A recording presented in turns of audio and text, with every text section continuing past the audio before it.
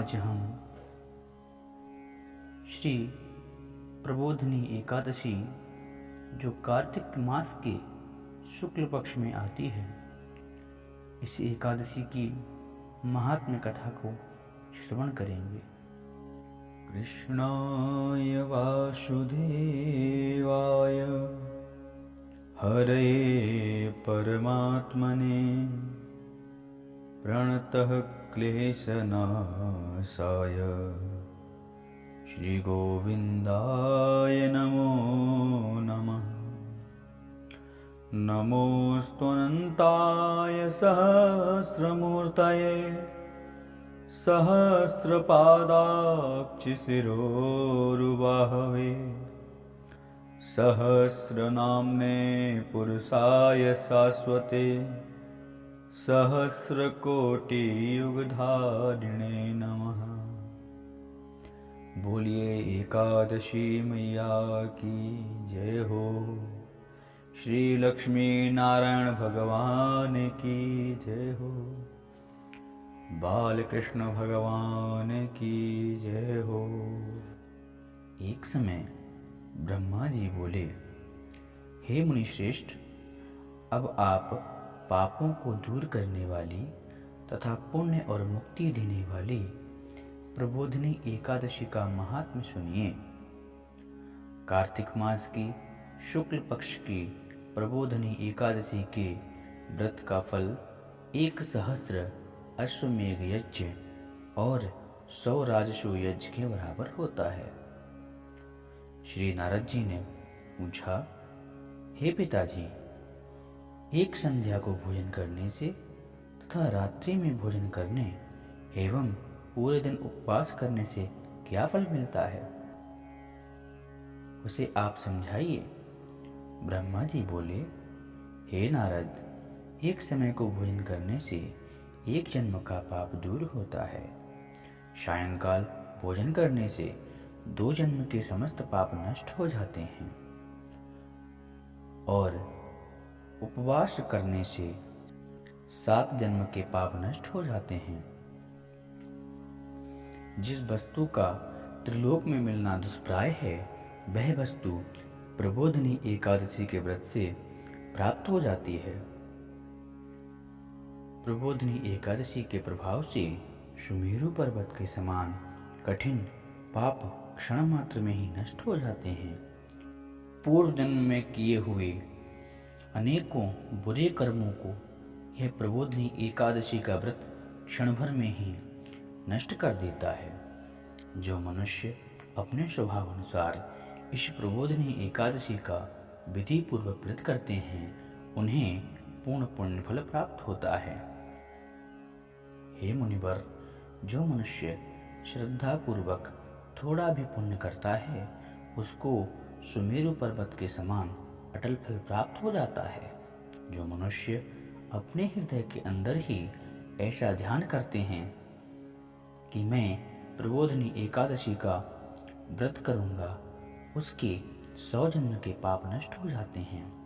जो मनुष्य प्रबोधिनी एकादशी के दिन रात्रि को जागरण करते हैं, उनकी बीती हुई तथा आने वाली 10,000 पीढ़ियां विष्णु लोक में जाकर वास करती हैं और नरक में अनेक दुखों को भोगते हुए पितृगण भी विष्णु लोक में जाकर सुख को प्राप्त करते हैं। ब्रह्म हत्या आदि महान पाप संसार में जितने भी तीर्थ हैं एवं जितने भी तीर्थों की आस की जा सकती है, वह सब प्रबोधिनी एकादशी का व्रत करने मात्र से व्रत करने वाले के घर में निवास करते हैं। मनुष्य को समस्त कर्म को त्यागते हुए भगवान की प्रसन्नता के लिए कार्तिक मास की प्रबोधिनी एकादशी का व्रत करना चाहिए। जो मनुष्य इस एकादशी के व्रत को करता है, वह ज्ञानवान, योगी, तपस्वी एवं इंद्रियों को जीतने वाला होता है, क्योंकि यह एकादशी भगवान विष्णु को अत्यंत प्रिय है। इस एकादशी के व्रत करने वाले को इस संसार के जन्म मरण के चक्कर में पुनः नहीं आना पड़ता। इस व्रत के प्रभाव से कामिक, वाचिक और मानसिक पाप दूर हो जाते हैं। इस एकादशी के दिन जो भगवान की प्राप्ति के लिए दान, तप, होम आदि करते हैं उन्हें अक्षय पुण्य मिलता है। प्रबोधिनी एकादशी के दिन भगवान की पूजा करने वाले को यौवन और वृद्धावस्था के समस्त पाप दूर हो जाते हैं। इस एकादशी की रात्रि को जागरण करने का फल चंद्र और सूर्य ग्रहण के समय गंगा स्नान करने के फल से भी सहस्त्र गुना अधिक होता है। मनुष्य जन्म से लेकर जो पुण्य करता है, यह पुण्य प्रबोधिनी एकादशी के व्रत के पुण्य के सामने व्यर्थ है। जो मनुष्य प्रबोधिनी एकादशी का व्रत नहीं करते, उनके सारे पुण्य व्यर्थ हो जाते हैं। इसलिए हे नारद, तुमको भी विधि पूर्वक भगवान विष्णु की पूजा करनी चाहिए। जो मनुष्य कार्तिक मास में धर्मपरायण होकर अन्य व्यक्तियों का अन्न नहीं खाते, उन्हें चांद्रायण व्रत का फल मिलता है। कार्तिक मास में भगवान दान आदि से उतने प्रसन्न नहीं होते जितने कि शास्त्रों की कथा सुनने से प्रसन्न होते हैं।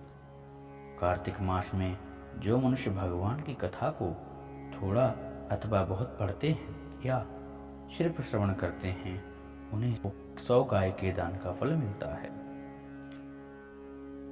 जो मनुष्य अपने कल्याण के लिए भगवान विष्णु की कथा सुनते हैं एवं सुनाते हैं, वह अपने कुटुंब का उद्धार करके 1,000 अर्थात 1000 गौदान का फल प्राप्त करते हैं। जो मनुष्य प्रबोधिनी एकादशी के दिन भगवान विष्णु की कथा सुनते हैं, उन्हें 7 द्वीपों के दान का फल प्राप्त होता है। जो भगवान विष्णु की भक्ति पूर्वक कथा वाचने वाले ब्राह्मण की यथाचित पूजा करते हैं एवं उसे संतुष्ट करते हैं, वह उत्तम लोक को जाते हैं। इस पर नारद जी बोले, हे ब्रह्मा जी, अब आप एकादशी के व्रत का विधान कहिए और इसी व्रत करने से कौन कौन सा पुण्य मिलता है वह भी समझाइए।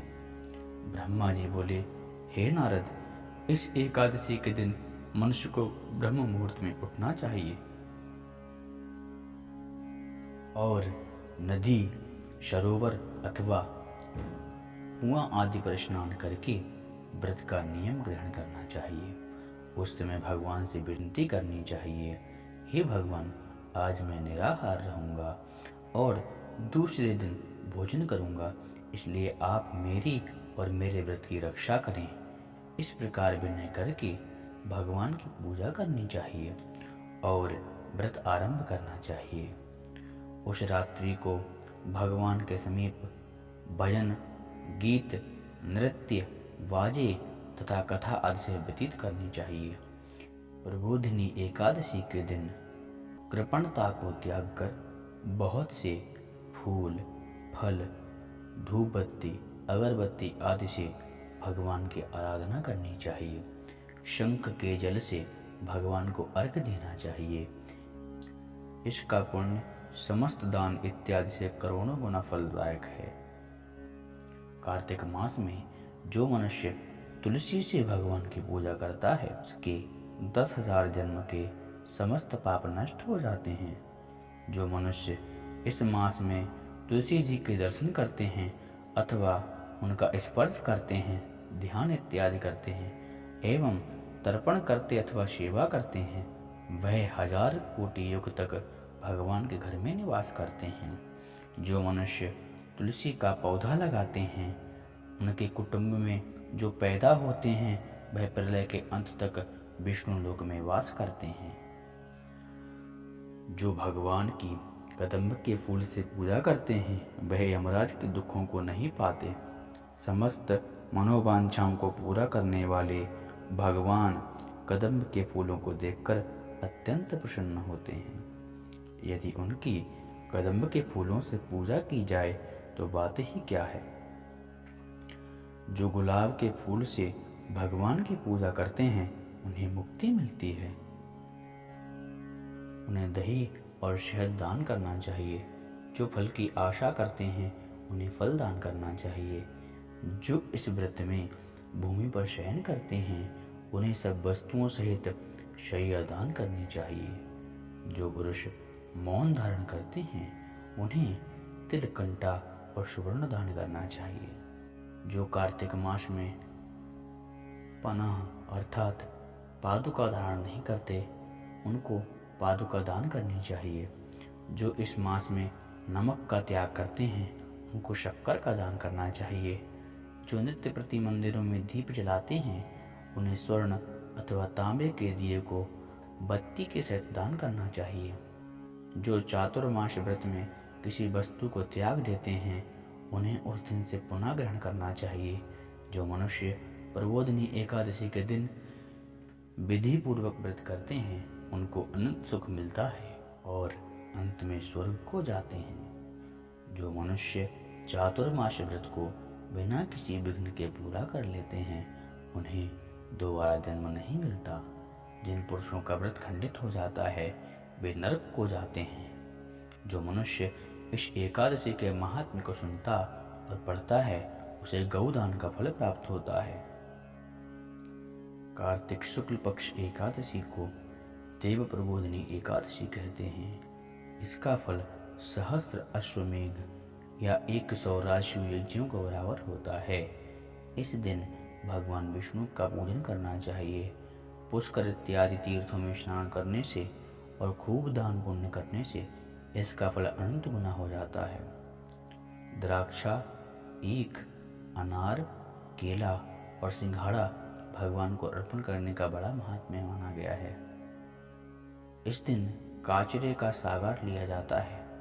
इस प्रकार श्री देव प्रबोधिनी एकादशी का कथा महात्म्य पूरा हुआ।